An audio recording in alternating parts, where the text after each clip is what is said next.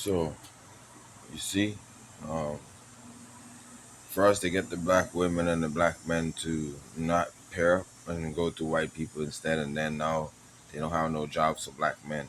No, they have no jobs for black women. Now you see what's going on? They're trying to destroy black people. Black people need to get together and start your own businesses now. Make your own bank and stuff, you know. We're rising up. It's not bad, it's a good thing. We're separated. Black people on this side, white people on that side. Excuse me. I'm sorry, but like, yo, who are God's people? God's people are supposed to be rising up and then black people? I'm not trying to disrespect nobody, but like, yo, if Yahweh people are the champion of the world, and like, yo, it's our turn to rise up. So that's just what it is. They say you're fired, you're not. That doesn't mean you're broke just because you don't have money. Just mean you gotta do your own thing now. You don't need them no more. I started my own business, you know. But anyways, watch this video right here. I told y'all that I was unemployed. I'm switching to entrepreneurship. Like, I was so focused on what was happening to me, I didn't realize that this was literally happening to 300,000 women, black women, across the country. We've been fooled. We've been bamboozled. We were told, get the degrees, get the education, get the experience, be professional, dress a certain way, talk a certain way, and you'll never be without. You'll be able to climb the ladder.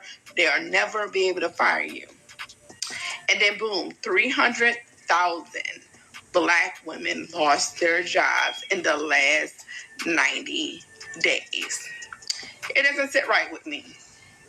It doesn't sit right with me. I know it's not going to sit right with anyone who listens to this, who has any empathy or understanding of what it means to be a black woman in America. And now we are being targeted.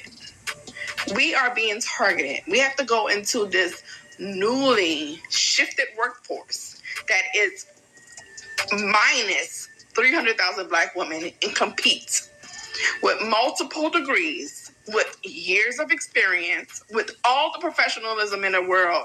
Now we have to go against mediocrity. Yes. I keep seeing all the posts that people are making about the 300,000 black women that have been affected by unemployment. And I'm just here to say that black women, rest is revolutionary. And some of y'all are being forced to rest right now. And I know that that might be uncomfortable because we continue to strive, we continue to achieve, we continue to do things and break mold and break barriers and burst through ceilings in spite of, right? But I'm telling y'all that if there's ever a time that you need to trust who we've always proven ourselves to be, it's right now. Some of you black women are the missing puzzle pieces to somebody else's full picture. Some of y'all need to start the companies. Some of y'all need to take your talents into your friend groups and expand these ideas that you've always had. Some of y'all might have never taken the leap to do those things if you weren't released from the shackles of corporate America.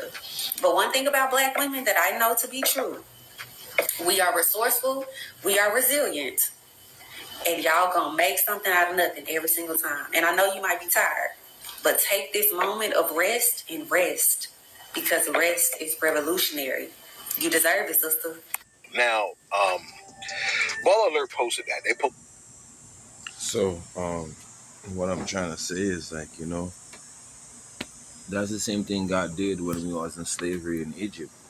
You know, same thing is happening again. So we learned a lot of stuff, have a lot of skills and everything. You know, we use that, like the girl said, to build our own upbringings. You know, do our own thing. We don't need them. We never did. Yeah, that slave mentality where you think you need them. We need to separate from them. You know, that's what we need to do.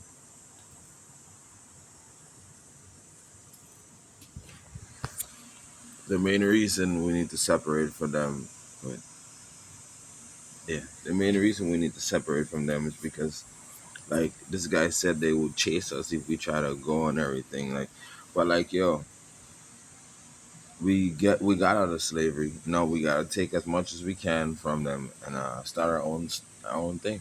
That's it. That's what it's had to do.